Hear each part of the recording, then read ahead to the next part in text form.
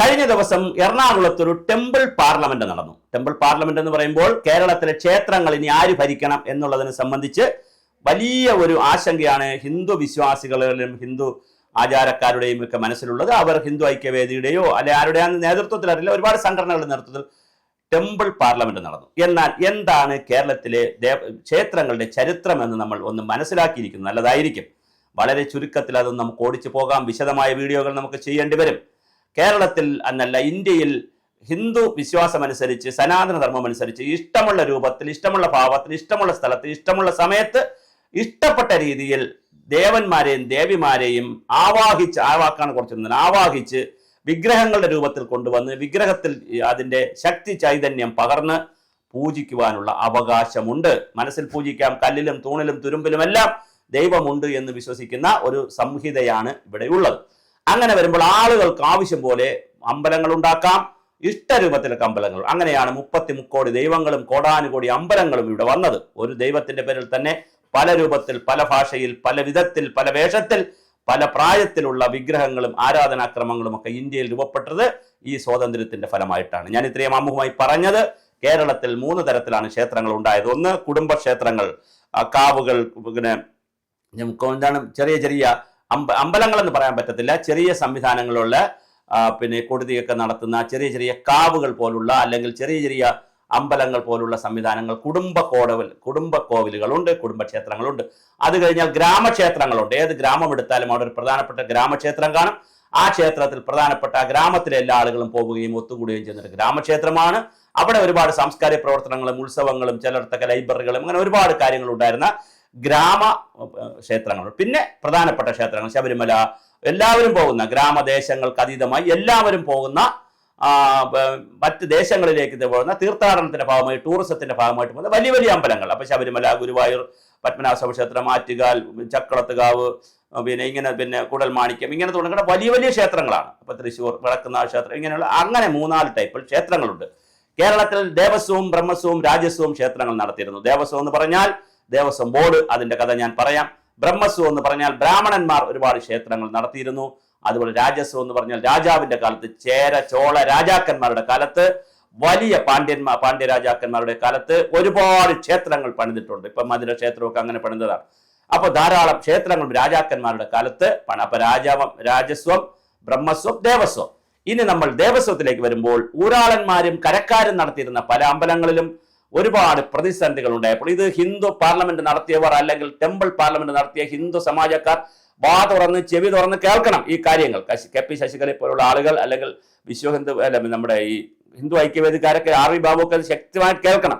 അന്നത്തെ കാലമല്ല ഇന്ന് സമ്മതിച്ചു. പക്ഷെ ഒരു കാലഘട്ടത്തിൽ ഊരാളന്മാരും കരക്കാരുമൊക്കെ ക്ഷേത്രത്തിൽ കുറെ തോന്നിയവാസവും കുഴപ്പമൊക്കെ കാണിച്ചപ്പോഴാണ്, അതും കൂടി കൊണ്ടാണ്, അല്ലെങ്കിലും വരുമാനം കിട്ടണം, പക്ഷെ ഇതും കൂടി കൊണ്ടാണ് കേണൽ മൺട്രോ സാഹിബിന്റെ ഒരു നിയമം എന്നത് വെച്ച് ദേവസ്വം വകുപ്പ് 1922 ഏപ്രിൽ 12 തിരുവിതാംകൂർ ഭരണകൂടം ദേവസ്വം കൊണ്ടുവന്നത്. 1948 മാർച്ച് 28 ക്ഷേത്രഭരണവും സ്വത്തും രാജാവിൽ തന്നെ മറ്റൊരു വിളംബരം വഴി കൊണ്ടുവന്നു.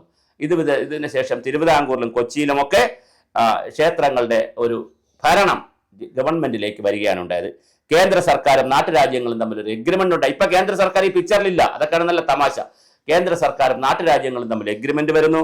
അതേസമയം 1950 തിരുക്കൊച്ചി ഹിന്ദുമത സ്ഥാപന നിയമം വരുന്നു. അതുപോലെ തന്നെ 1949 മുമ്പ് ഉണ്ടായിരുന്ന എല്ലാ ക്ഷേത്രങ്ങളും ദേവസ്വമാക്കി മാറ്റി 1950. അതിൽ പത്മനാഭസ്വാമി ക്ഷേത്രം മാത്രം ഒഴിവാക്കി. ഇത് അങ്ങനെ 5 ദേവസ്വം ഉണ്ടായി കേരളത്തിൽ. 1256 വരുന്ന ക്ഷേത്രങ്ങളുള്ള തിരുവിതാംകൂർ ദേവസ്വം, ഏകദേശം എല്ലാം കൂടി 3000-ഓളം ക്ഷേത്രങ്ങളാണ് എല്ലാ ദേവസ്വത്തിനും കൂടി ഉള്ളത്. തിരുവിതാംകൂർ ദേവസ്വം ഉണ്ടാക്കി, കൊച്ചി ദേവസ്വം ബോർഡ് ഉണ്ടായി, ഗുരുവായൂർ ദേവസ്വം ബോർഡ് ഉണ്ടാക്കി, മലബാർ ദേവസ്വം ബോർഡ് ഉണ്ടാക്കി, കൂടൽമാണിക്യം ദേവസ്വം ബോർഡ് ഉണ്ടാക്കി. ഞാൻ പറഞ്ഞു ഏകദേശം 3000-ഓളം ക്ഷേത്രങ്ങളുണ്ട്. പിന്നെ അതുപോലെ തന്നെ അപ്പോഴൊരു നിയമം ഉണ്ടാക്കിയിരുന്നു. ആ ദേവസ്വം ബോർഡുകളിൽ 3 ഹിന്ദു ആളുകൾ ഉണ്ടാവണം മെമ്പർമാരായി.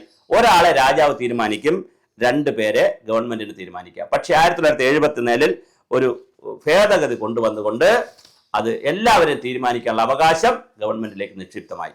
അപ്പോഴും വിശ്വാസികളെ മാത്രമേ വയ്ക്കാവൂ എന്നൊരു കവനന്റുമുണ്ട്. കവനന്റ് എന്നാണ് പറയുന്ന രാജകുടുംബവും, പ്രത്യേകിച്ച് തിരുവിതാംകൂർ രാജകുടുംബവും ഗവൺമെന്റുമായിട്ട് കവനന്റ് ഉണ്ട്. അതായത് അതിൻ്റെ ഒരു ഉടമ്പടിയുണ്ട്.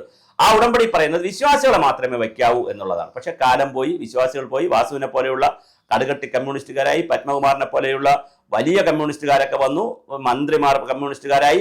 കാലം പോയപ്പോൾ ഇഷ്ടമുള്ള ആളുകളെ ഗവൺമെന്റ് വയ്ക്കുന്ന നിലയിലേക്ക് കാര്യം മാറി. ഇതിനിടയിൽ രണ്ട് കമ്മിറ്റി ഉണ്ടായി. കമ്മിറ്റി എന്ന് പറഞ്ഞാൽ ജസ്റ്റിസ് പരിപൂർണന്റെയും ജസ്റ്റിസ് ശങ്കരൻ നായരുടെയും രണ്ട് കമ്മിറ്റി ഉണ്ടായി.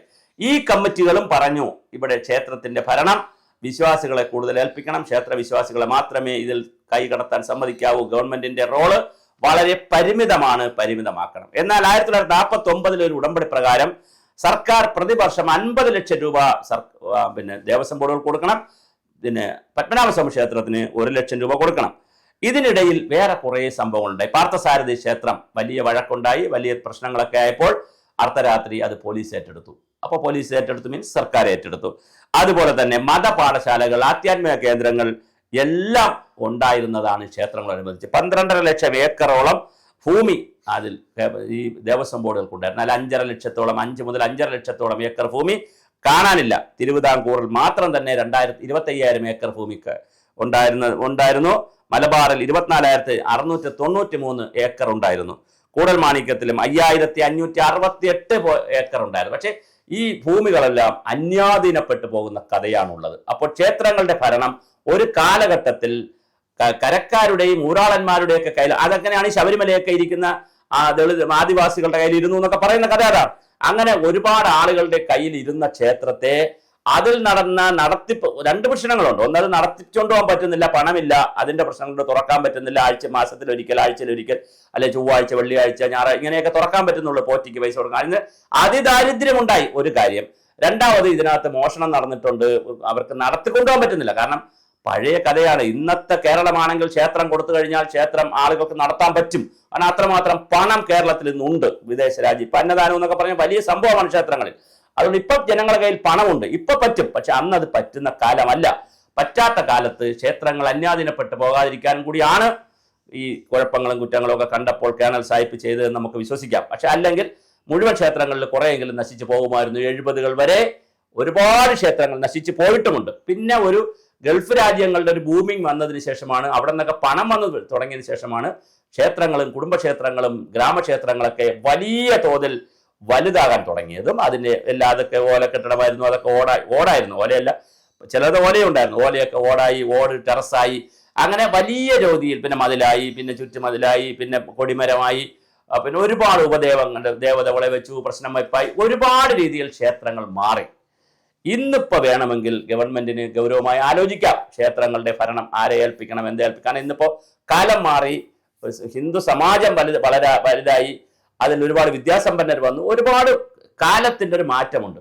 അതുകൊണ്ട് ഇപ്പോൾ ടെമ്പിൾ പാർലമെന്റുകാർ പറയുന്നതിനകത്തൊരു അർത്ഥമുണ്ട്. പക്ഷേ കേരളത്തിലെ ക്ഷേത്രങ്ങളെ സംബന്ധിച്ചിടത്തോളം ശബരിമല ക്ഷേത്രം പോലുള്ള പ്രധാന ക്ഷേത്രങ്ങളിൽ നിന്നുള്ള വരുമാനം കൊണ്ടാണ് മറ്റു ക്ഷേത്രങ്ങൾ നിലനിൽക്കേണ്ടത്. ആറ്റുകാൽ ട്രസ്റ്റ് പോലുള്ള ട്രസ്റ്റുകൾ വളരെ മനോഹരമായി അവിടെ കാര്യങ്ങൾ നടത്തിക്കൊണ്ട് പോകുന്നുണ്ട്. പക്ഷെ അപ്പോഴും അവിടെ എല്ലാവരും ഉൾക്കൊണ്ടിട്ടില്ല. ആ ട്രസ്റ്റിൽ ഒരു പ്രത്യേക ജാതി വിഭാഗത്തിൽപ്പെട്ടവർ മാത്രമാണെന്നാണ് ഒരു ആക്ഷേപം.